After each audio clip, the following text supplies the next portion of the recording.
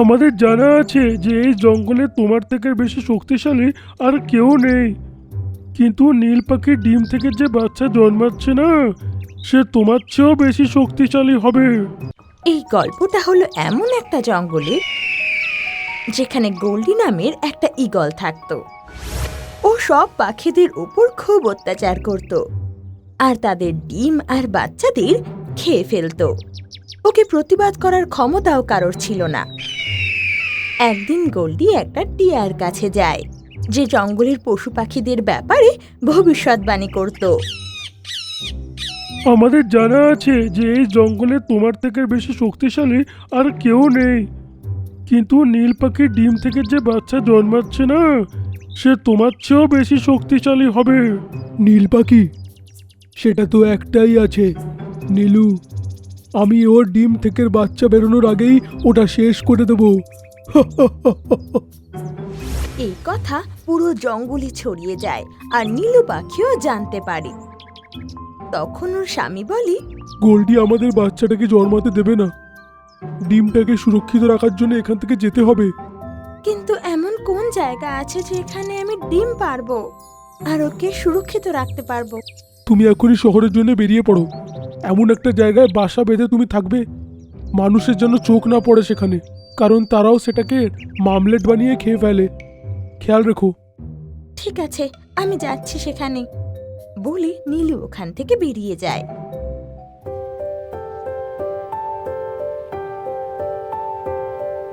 যখন ও শহরে পৌঁছায় তো একটা ঘরের জানলা দেখতে পায়, আর সেই রুমটা চিংকির ছিল। ও দেখে যে সেই ঘরে একটা আলমারি মানে একটা কাবার্ড রাখা ছিল, যার ছাদে ও নিজের বাসা বানাতে পারে। এই আলমারিটা তো আমার বাসা বানানোর জন্য একদম সঠিক, কিন্তু যখন এই মেয়ে শুয়ে পড়বে তখন রাত্রি বানানো শুরু করব আমি, বলে নীলু সেখানেই থেকে যায়। আর চিংকির ঘুমিয়ে যাওয়ার পর সেই আলমারিতে বাসা বানানো শুরু করে।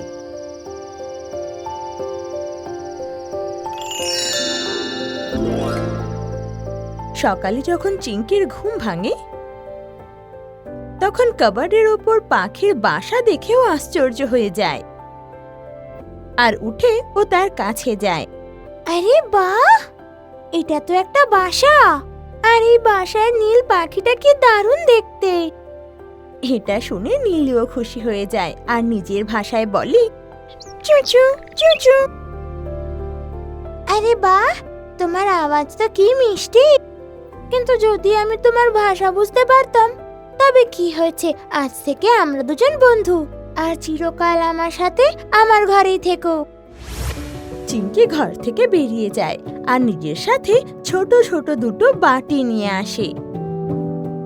এই নাও সুন্দর পাখি তোমার খাবার, আর দুটো বাটি ওর বাসায় রেখে দেয়। একটা বাটিতে খাবার আর অন্য বাটিতে জল দেখে নীলু খুশি হয়ে যায় আর খাবার খেতে শুরু করে দেয়। এখন নীলু আর চিংকির মধ্যে বন্ধুত্ব হয়ে যায়।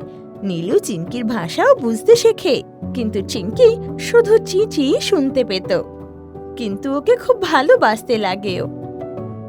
এদিকে নীলুর জীবন ভালোই কাটছিল, কিন্তু ওদিকে গোল্ডি নীলুকে খুঁজতে খুঁজতে ওর বাসায় এসে উপস্থিত হয়।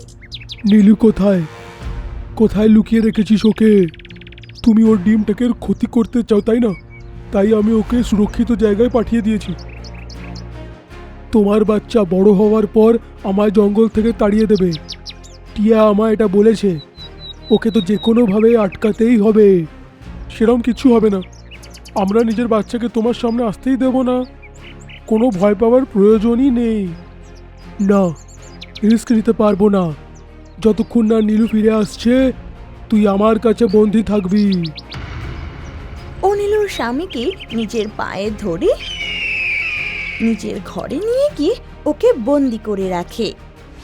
এদিকে নীলু একটা ডিম পাড়ে, যেটা দেখে চিংকি খুব খুশি হয়ে যায়, আর চিঙ্কু আর নীলু মিলে সেই ডিমটা দেখাশোনা করে।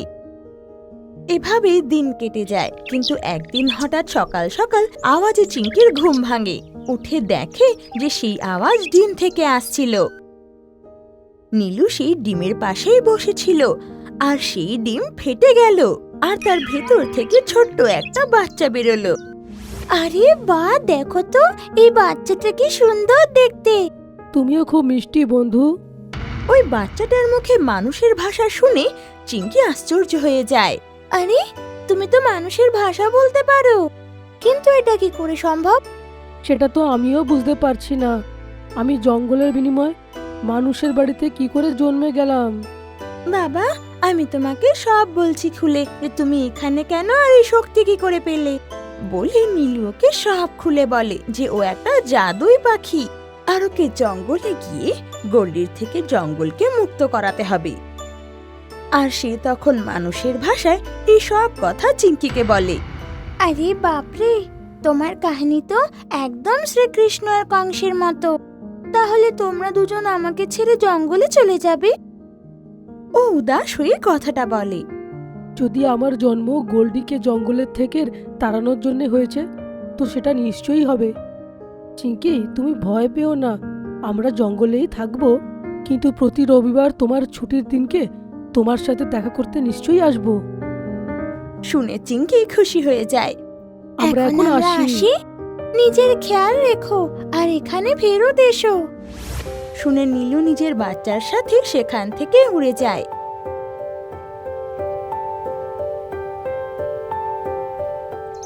জঙ্গলে বাকি পাখিদের কাছ থেকে নীলু জানতে পারে যে গোল্ডি তার স্বামীকে তার কাছে আটকে রেখেছে।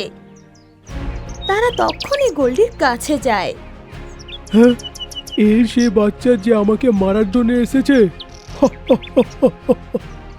এ আমাকে মেরে এখানে রাজত্ব করবে। এটা শুনে পাখির বাচ্চার খুব রাগ হয়। সঙ্গে সঙ্গে ও উড়ে গিয়ে গোল্ডির চোখে পা দিয়ে আঁচড় মেরে দেয়। হ্যাঁ, এ কি, এত ছোট বাচ্চার এত বড় আক্রমণ!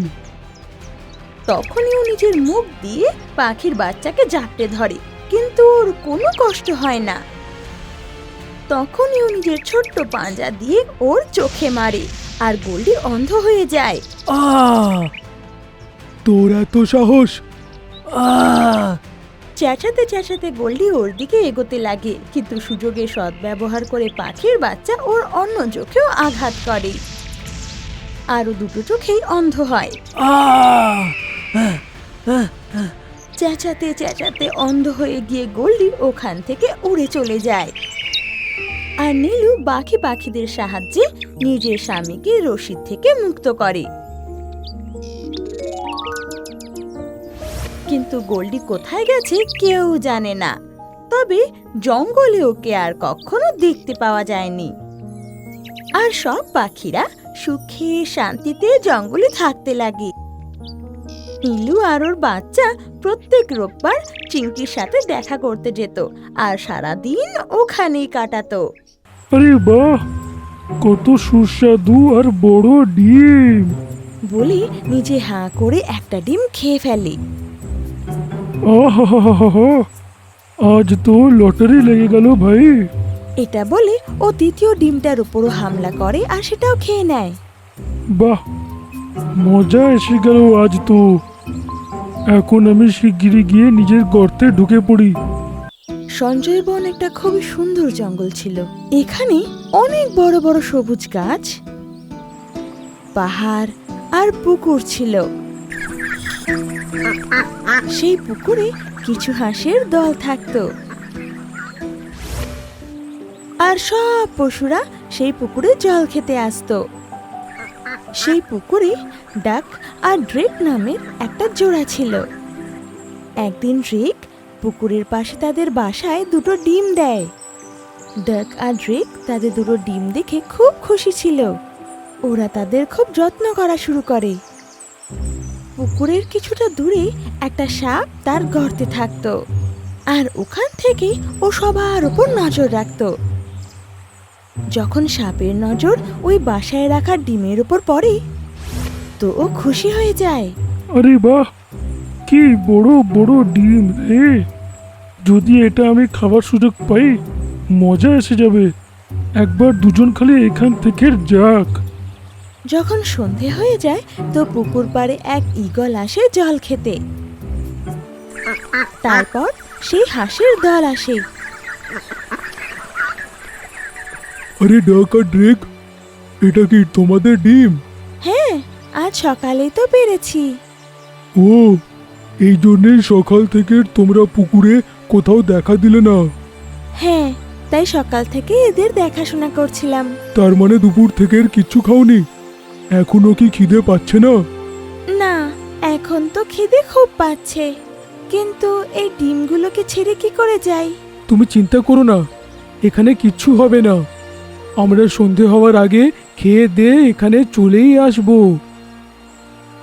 এটা বলে দুজনে ডিমগুলোকে এমনি রেখে দলের সাথে চলে যায়। সাপ নিজের জায়গায় লুকিয়ে ওদের কথা শুনছিল, আর এই সুযোগই ছিল যখন ওরা ডিম ছেড়ে চলে যাবে। ওদের দূরে চলে যেতেই সাপ খুশি হয়ে যায়, মুখে হাসি আর চোখে লোভ নিয়ে ওই ডিমগুলোর কাছে যায়। আরে বাহ, কত সুস্বাদু আর বড় ডিম! বলে নিজে হাঁ করে একটা ডিম খেয়ে ফেলে। আহা, আজ তো লটারি লেগে গেল ভাই। এটা বলে ও দ্বিতীয় ডিমটার উপরও হামলা করে আর সেটাও খেয়ে নেয়। বাহ, মজা এসে গেল আজ তো। এখন আমি শিগগিরই গিয়ে নিজের গর্তে ঢুকে পড়ি। কেউ যদি দেখে নিল, কালকের বন্দোবস্তটা হবে না। বলে নিজের গর্তের দিকে চলে যায় আর গিয়ে শুয়ে পড়ে। যখন ডাক আর ড্রেক সেই দলকে বিদায় জানিয়ে নিজেদের বাসায় ফিরে আসে, তো নিজেদের বাসাকে খালি দেখে আশ্চর্য হয়ে যায়। আরে, আমাদের ডিম কোথায় গেল? ওদের তো আমাদের দল ছাড়া কেউ দেখেওনি। তাহলে ওদের কে নিয়ে গেল? শুনে ডাক কিছু ভাবলো আর বলল, আমাদের এই ব্যাপারটা জানার জন্য উপায় বার করতে হবে। শোনো। তারপর ডাক ড্রেককে একটা আইডিয়া দেয়।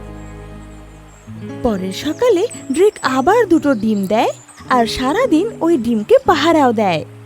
আর সন্ধে হওয়ার আগেই ডাক বলল, ড্রেক, আমার খুব খিদে পেয়েছে, চলো কিছু খেয়ে আসি। কিন্তু এই ডিমগুলোকে আমরা একলা কিভাবে ফেলে রেখে যাই? যদি কালকের মতো কেউ নিয়ে যায় এদের? একটা উপায় আছে। বলে ডাক নিজের মুখে কিছু ঘাস নিয়ে আসে আর ঘাসগুলোকে দিয়ে ডিমগুলো ঢেকে দেয়। হ্যাঁ, এখন ডিমগুলো কেউ দেখতে পারবে না। এটা ছেড়ে আমরা নিশ্চিন্তে যেতে পারবো। এটা দেখে ড্রেকও খুব খুশি হয় আর তারপর দুজনে নিশ্চিন্ত হয়ে চলে যায়। আরে পাগল ভাবছে এরকম করে আমার বুদ্ধি থেকে বাঁচতে পারবে? এখন তো আমাকে সন্ধে অবধি অপেক্ষাও করতে হবে না। এরকম বলে ও নিজের গর্ত থেকে বেরিয়ে আসে আর বাসার দিকে এগিয়ে যায়। এদিকে ডাকা ড্রেক পুকুরের পাশে লুকিয়ে ডিমের উপর নজর রাখছিল, কিন্তু সাপকে দেখতেই ওরা ভয় পেয়ে যায়। কিন্তু ওদের কিছু ভাবার আগেই সাপ ওদের দুটো ডিমকেই খেয়ে ফেললো আর খুশি হয়ে নিজের গর্তে ফিরে গিয়ে ঘুমিয়ে পড়ল।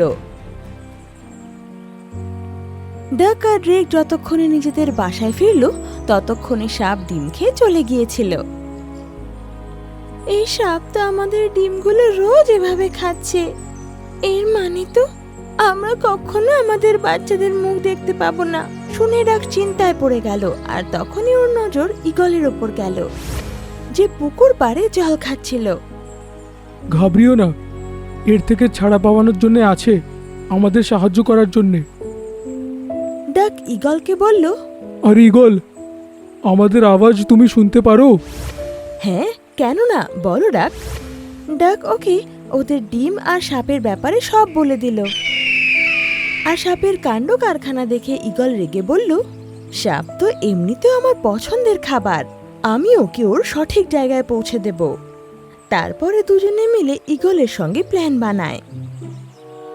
পরের দিন আবার ড্রেক দুটো ডিম পাড়ে আর তখনও সাপ তাদের উপর নজর রাখছিল। আমার মনে হয় কোনো জানোয়ার আমাদের বাসার ঘাস খেতে গিয়ে ডিমটাও খায়, তাই জন্যে আজকে আমরা এরামই রেখে দিয়ে চলে যাব। শুনে সাপ হাসতে লাগলো আর বলল, তুমি ঢেকে যাও বা এলো করে যাও, আমার হাত থেকে বাঁচতে পারবে না। ডাক আর ড্রেক ডিমগুলোকে এমনি রেখে চলে গেল আর সেখানে লুকিয়ে গেল যেখানে আগের বার লুকিয়েছিল। ওদের প্ল্যান অনুযায়ী ঈগল পাশেরই একটা গাছে লুকিয়েছিল। এখনই আসছি আমার সুস্বাদু ডিম। এটা বলে সাপ নিজের গর্ত থেকে বেরোয় আর ডিমের দিকে এগিয়ে যায়। যেই ও ডিমের কাছে পৌঁছালো, তো ঈগল দ্রুত তেড়ে এসে ওর ওপর ঝাঁপিয়ে পড়ল। সাপ ডিম খাওয়ার জন্য যেই ওর মুখ খুলল, ঈগল ওকে ধরে ফেলল। ঈগল নিজের ঠোঁটে ওর ঘাড় কামড়ে ধরে ওকে দূরে উড়িয়ে নিয়ে গেল। আরে ছাড় আমাকে, আমাকে ছেড়ে দে। আরে বাপরে, আরে ছাড় রে। এটা শুনে ঈগল খুব খুশি হলো আর উড়তে লাগলো। অনেকক্ষণ ওড়ার পর ও একটা পাহাড়ে গিয়ে থামলো। সেখানে আরো দুটো ঈগল অপেক্ষা করছিল।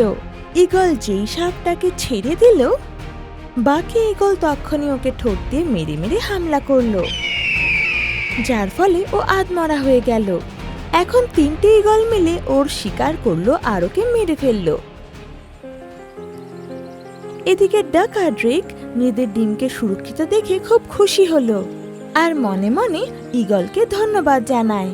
কিছুদিনের মধ্যে সেই ডিম থেকে বাচ্চা বেরোয় আর তারপর ডাক আর ড্রেক খুশি খুশি ওদের জীবন যাপন করতে লাগে।